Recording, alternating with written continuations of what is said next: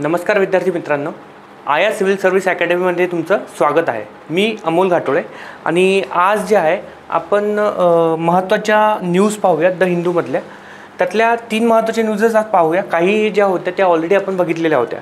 तर इथं जे आहेत तर कुठल्या न्यूज आहेत महत्त्वाच्या, तर ब्रिक्स आहे, ओके, ब्रिक्स, क्वाड आणि फोन टॅपिंग। फोन टॅपिंग आता का महत्त्वाचं आहे तर मेन्स पर्स्पेक्टिव्ह जर तुम्ही विचार केला ना तर मेन्समध्ये याच्यावरचे क्वेश्चन्स येतात। म्हणजे आर्टिकल 21 जे आहे राईट टू प्रायव्हसीचा इश्यू होऊ शकते, त्याच्यासाठी हे रिलेटेड आहे। ओके, तर ते आपण पाहूया। तर सर्वात आधी जे आहे ते ब्रिक्स का न्यूजमध्ये आहे तर याच्यावर प्रिलिम्स MPSCमध्ये क्वेश्चन येऊ शकते। तर ब्रिक्सची शिखर परिषद जी आहे 2025ची ब्रिक्सची शिखर परिषद जी आहे 2025ची ही रिओ दी जेनेरिओ इथे स्टार्ट होणार आहे 5 ते 8 जुलै या दरम्यान। ओके, आणि याचा जो यजमानपद जे आहे ते ब्राझील याला मिळालेलं आहे। म्हणजे यावर्षीची ब्रिक्स परिषद जी आहे ती ब्राझील इथे होणार आहे। ओके, ही शिखर परिषद जागतिक व्यापार परिवर्तन, कृत्रिम बुद्धिमत्ता, नीतिशास्त्र, हवामान कृती आणि जागतिक आरोग्य आणि सुरक्षा यावर केंद्रित आहे। तर महत्त्वाचं काय माहीत आहे का की आपल्याला आधी बेसिक्स जे आहे ते समजणं गरजेचं आहे। म्हणजे ब्रिक्स म्हणजे काय आणि याची गरज काय हे समजणं पहिले सर्वात महत्त्वाचं गरजेचं असते। तर ब्रिक्स ही जी आहे ही 5 देशांची संस्था आहे, ज्यात ब्राझील, रशिया, भारत, चीन आणि साऊथ आफ्रिका जे आहेत म्हणजे दक्षिण आफ्रिका जे आहे।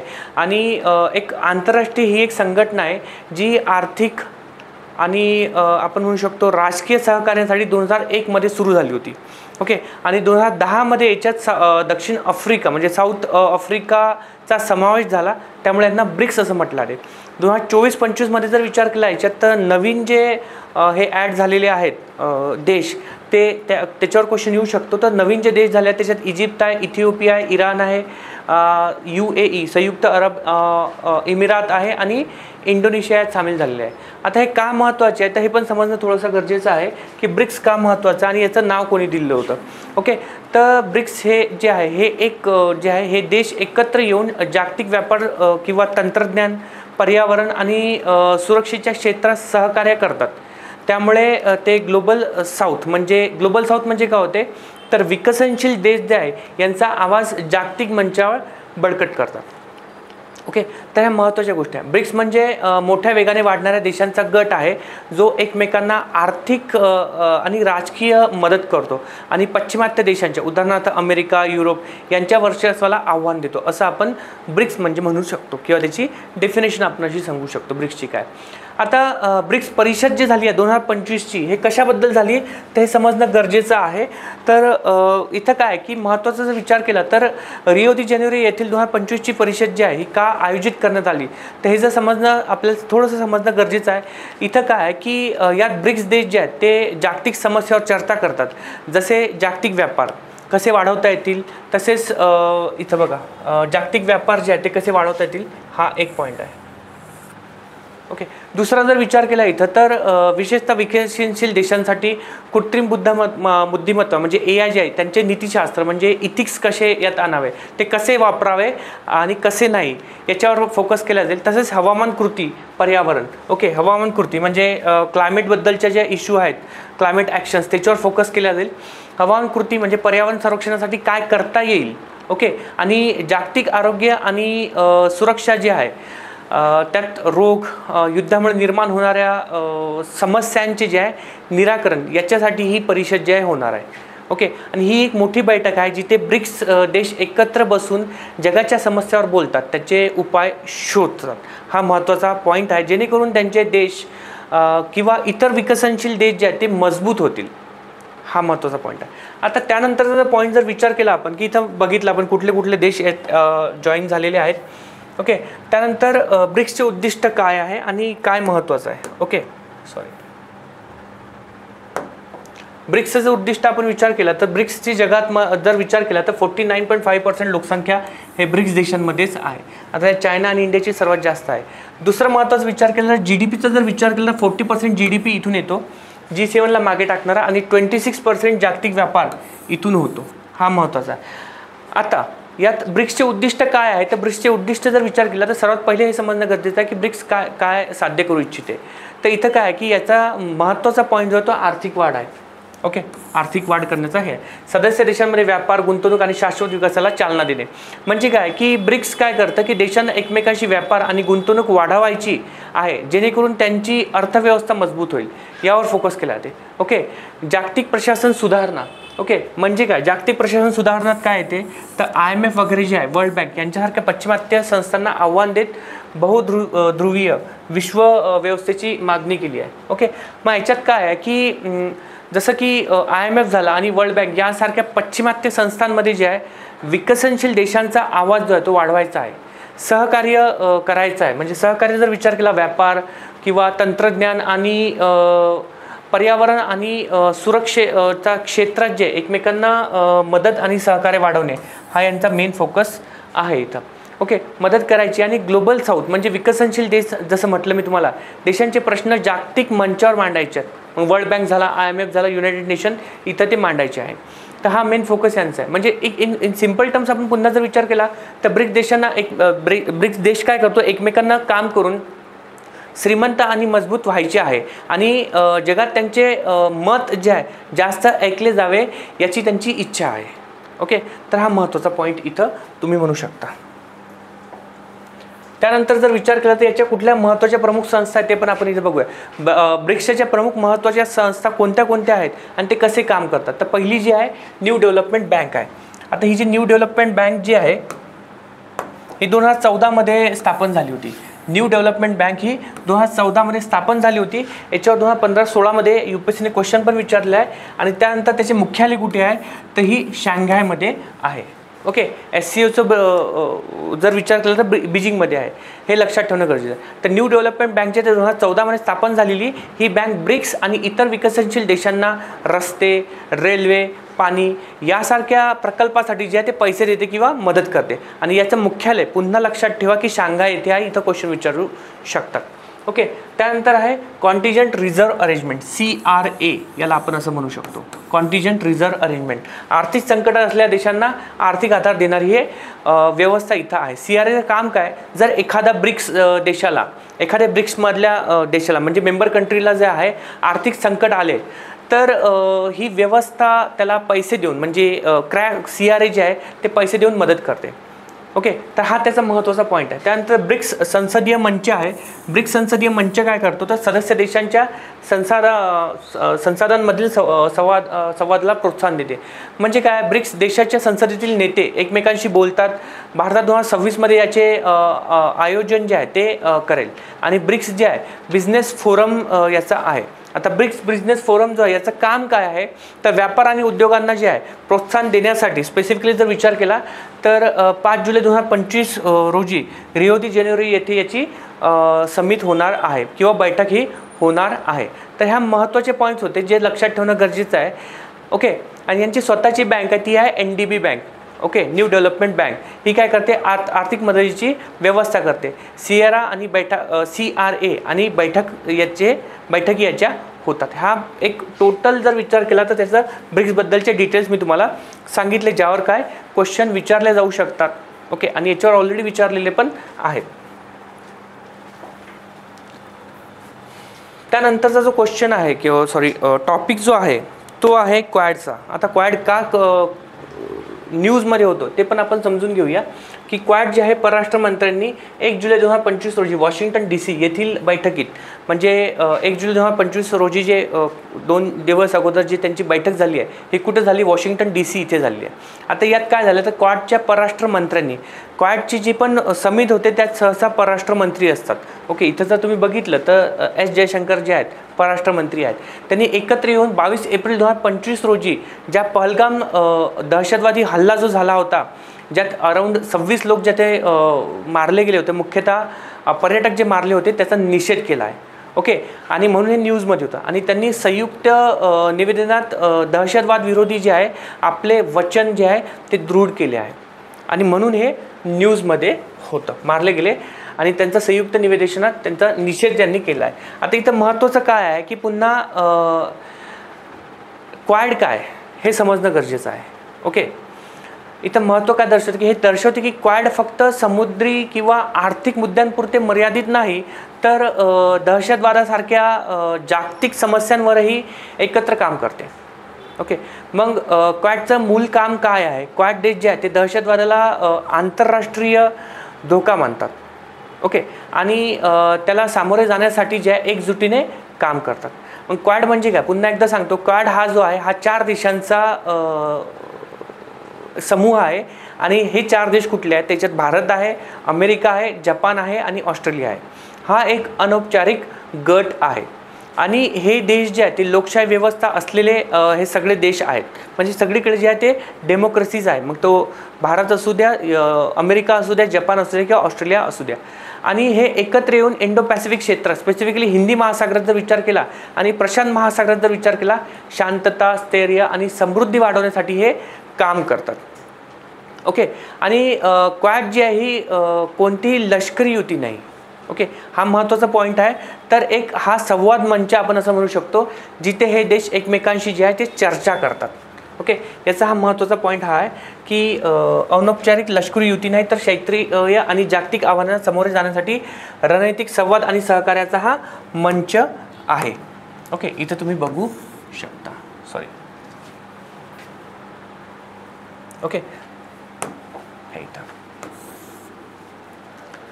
नंतर जर विचार केला आपण, एक मिनिट,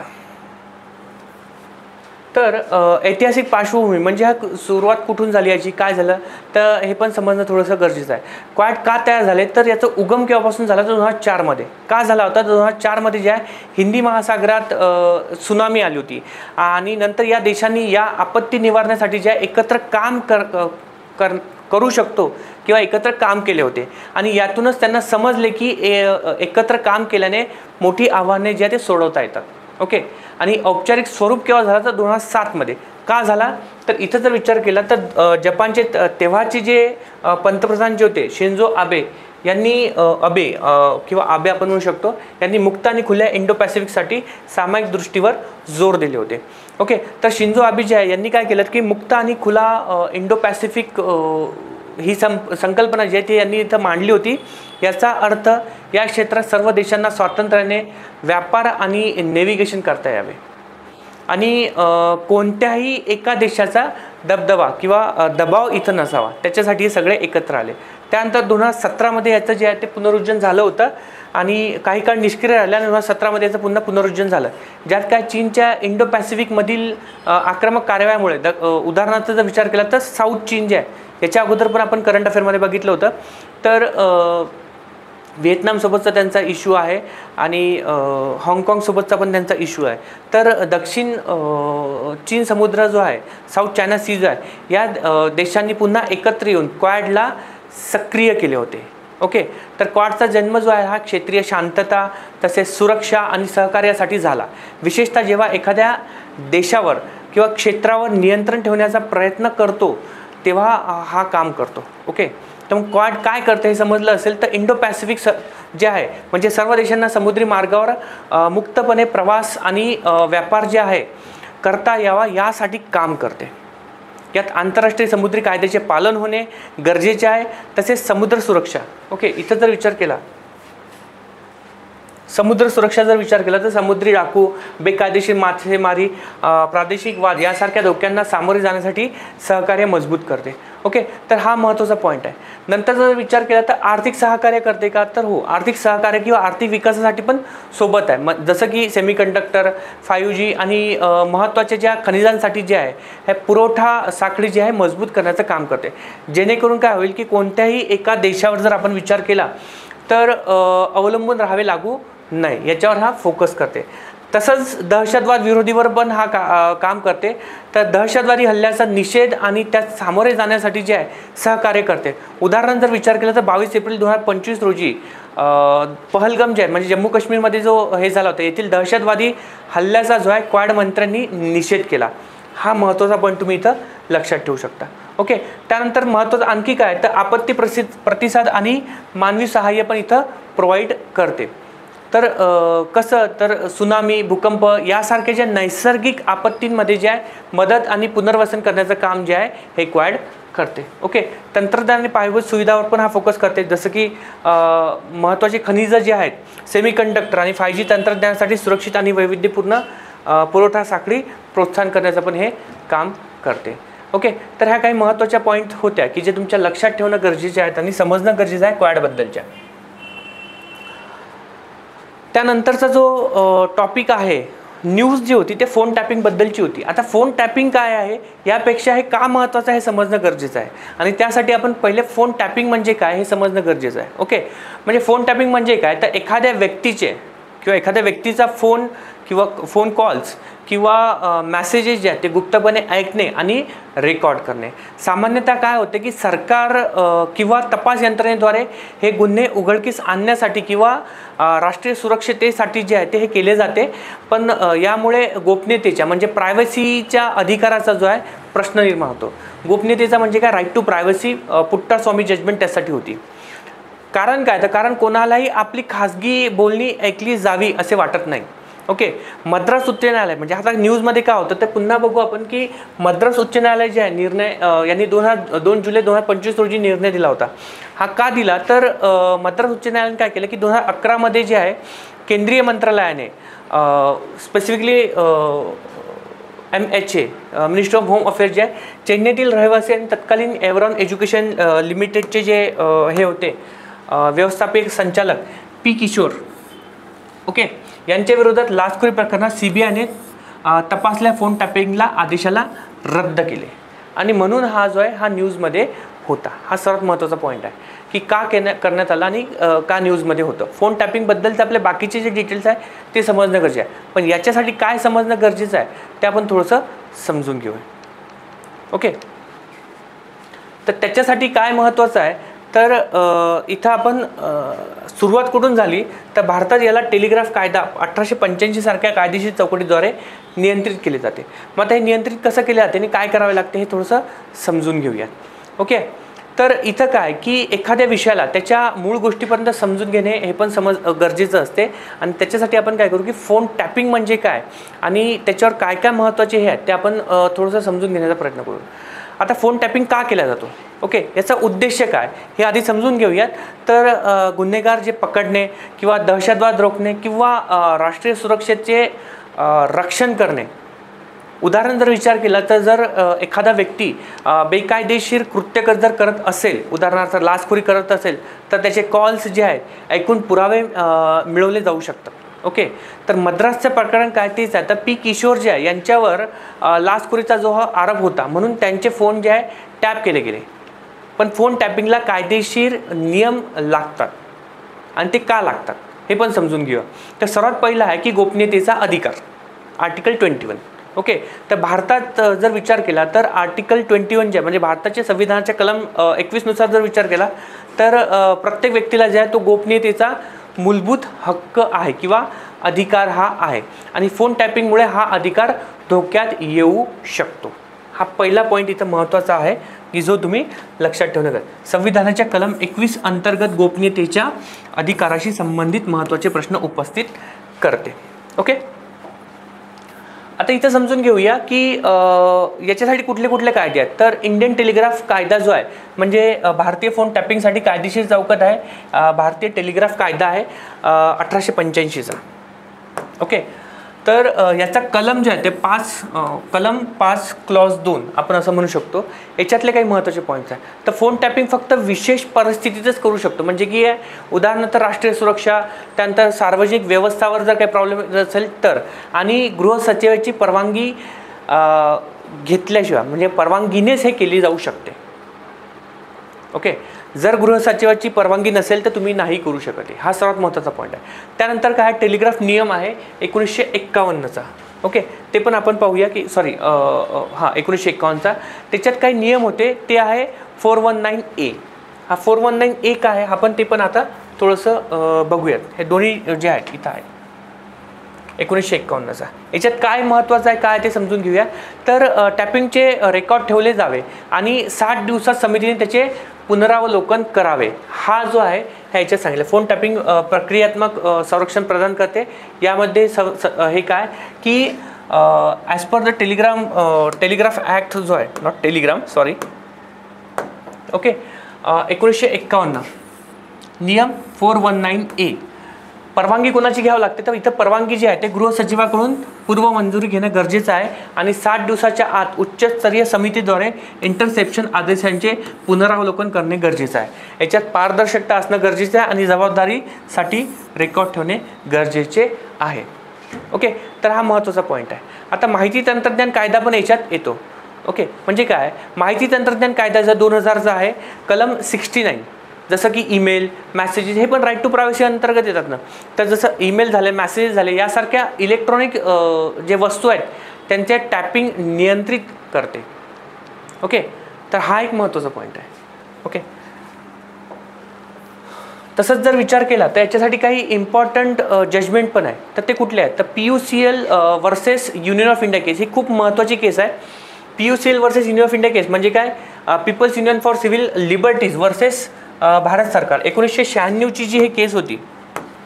ओके, यामध्ये फोन टॅपिंगच्या दुरुपयोगाला प्रतिबंध करण्यासाठी मार्गदर्शक तत्त्वे ठरवली होती. मग ही मार्गदर्शक तत्त्वे कुठली कुठली आहेत, की त्यांनी हे सांगितलं की न्यायालयाने काय सांगितलं, टॅपिंग हा जो आहे हा शेवटचा पर्याय असावा. ओके, आणि त्याला कडक नियम पाळावे लागतात किंवा त्यांनी पाळावे. हा सर्वात महत्त्वाचा आहे की इंटरसेप्शन म्हणजे टॅपिंग जे हा शेवटचा उपाय असावा. आदेशात कालावधी आणि व्याप्ती हे निर्देश करा. Order must be specified duration आणि स्कोप. किती ड्युरेशनसाठी करणार आहे तुम्ही हे समजणं गरजेचं आहे.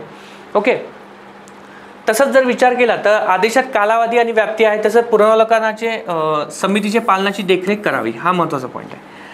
आता फोन टॅपिंगसाठी महत्त्वाची जजमेंट कुठला आहे, तर हा महत्त्वाचा जजमेंट आहे. याच्यावर MPSCने पण सुद्धा क्वेश्चन खूपदा विचारले आहेत आणि UPSCने पण विचारलेला आहे. तो आहे KS पुट्टस्वामी विरुद्ध भारत सरकार 2017चा हा कायदा आहे.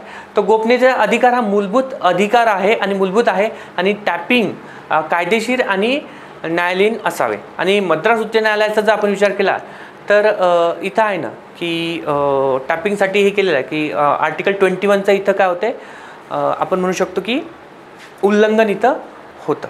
ओके, इथं काय महत्त्वाचं की दुसरं काय की प्रकरणाचे गोपनीयतेचा अधिकार हा कलम 21 अंतर्गत मूलभूत अधिकार आहे. राईट टू प्रायव्हसी अंतर्गत हा मूलभूत अधिकार आहे आणि गोपनीयतेचे कोणतेही उल्लंघन जसे की फोन टॅपिंग कायद्याद्वारे स्थापित प्रक्रियेद्वारे नाही ठरले पाहिजे. म्हणजे कायद्याने जे सांगितले आहे त्यानुसारच हे करू शकतात. ओके, आणि इथं महत्त्वाचं काय झालं की हे जे हे होते म्हणजे ज्यांच्या विरुद्ध हे केल्या गेलेलं आहे किशोर, ओके, यांचा फोन टॅपिंगचा आदेश जो आहे हा कायद्याचे पुनर्पालन करत नव्हता. म्हणजे काय, योग्य परवानगी नव्हती किंवा योग्य पुनरावलोकन झाले नसेल. ओके, आणि न्यायालयाचा निर्णय जो होता तो काय होता, तर टॅपिंग आदेश रद्द केला. कारण जो गोपनीयतेच्या अधिकाराचे म्हणजे आर्टिकल 21चे उल्लंघन करत होता आणि किंवा करत असेल आणि कायदेशीर प्रक्रियेचे पालन करत नव्हता आणि म्हणून तो कॅन्सल करण्यात आलेला होता. हे महत्त्वाचं आहे. याच्यासाठी काय की काही विशेष कायदे आहेत ना, जसे की महाराष्ट्र नियंत्रित संघटित गुन्हे कायदा 1999. काही एक्सेप्शन्स आपण म्हणू शकतो, स्पेशल स्टेटस आहेत. संघटित गुन्ह्यासारख्या विशिष्ट गुन्ह्यासाठी कठोर अटींसह फोन टॅपिंगला स्पष्टपणे परवानगी देतात. तर इथं महत्त्वाचं काय, फोन टॅपिंग म्हणजे काय, त्यानंतर टेलिग्राफ कायदा जो होता तो समजणं गरजेचा होता. ओके, कलम 21 जे आहे आर्टिकल 21 हे समजणं गरजेचं आहे किंवा लक्षात ठेवणं गरजेचं आहे. सोबतच पुट्टस्वामी जजमेंट जे आहे किंवा पुट्टस्वामी जजमेंट आपण जे म्हणतो ते समजणं किंवा लक्षात ठेवणं जे आहे हे गरजेचं होतं. इंडियन टेलिग्राफ कायदा पण इथं थोडंसं समजणं गरजेचं होतं. तर हे जे होत्या ह्या महत्त्वाच्या ज्या आहे न्यूज होत्या त्या आपण आज बघितल्या. दुरुपयोगाची चिंता पण इथं भेडसावू शकते. म्हणजे सुरक्षा आणि स्वातंत्र्य यांच्यातील संतुलन ठेवणं पण गरजेचं आहे. म्हणजे देशाची सुरक्षा तर महत्त्वाची आहेच, पण स्वातंत्र्यता, right to life with dignity आहे, त्यानंतर फ्रीडम आहे. ओके, तर ते पण इथं काय याची संतुलन असणं, बॅलन्स असणं गरजेचं आहे. हा पॉईंट तुम्ही इथं लिहिणं गरजेचं आहे. ओके, फोन टॅपिंग राष्ट्रीय सुरक्षा आणि गुन्हे प्रतिबंधासाठी आवश्यक असले तरी दुरुपयोग टाळण्यासाठी त्याला वैयक्तिक अधिकारांशी संतुलित करणे आवश्यक आहे. दुरुपयोग पण याचा होऊ शकतो. म्हणजे अनधिकृत आणि राजकीय प्रेरित टॅपिंगमुळे लोकशाही तत्त्वे तसेच संस्थांवर सार्वजनिक विश्वास जो आहे कमकुवत होऊ शकतो. म्हणजे हे तुम्ही तुमच्या आन्सर्समध्ये जे आहे ते लिहू शकता. तर या दोघांचं संतुलन असणं गरजेचं आहे. ओके, तर GS4मध्ये पण याचा महत्त्व येऊ शकतो, इथिक्समध्ये हा महत्त्वाचा विषय होऊ शकतो. ओके, तर ह्या झाल्या आजच्या महत्त्वाचे टॉपिक्स होते जे की आपण आज कवर केले. Hope you understand this topic. जर तुम्हाला काही डाऊट्स असतील तर तुम्ही नक्कीच कमेंट बॉक्समध्ये कमेंट करा, लाईक करा, शेअर करा आणि सबस्क्राईब करा. Thank you so much.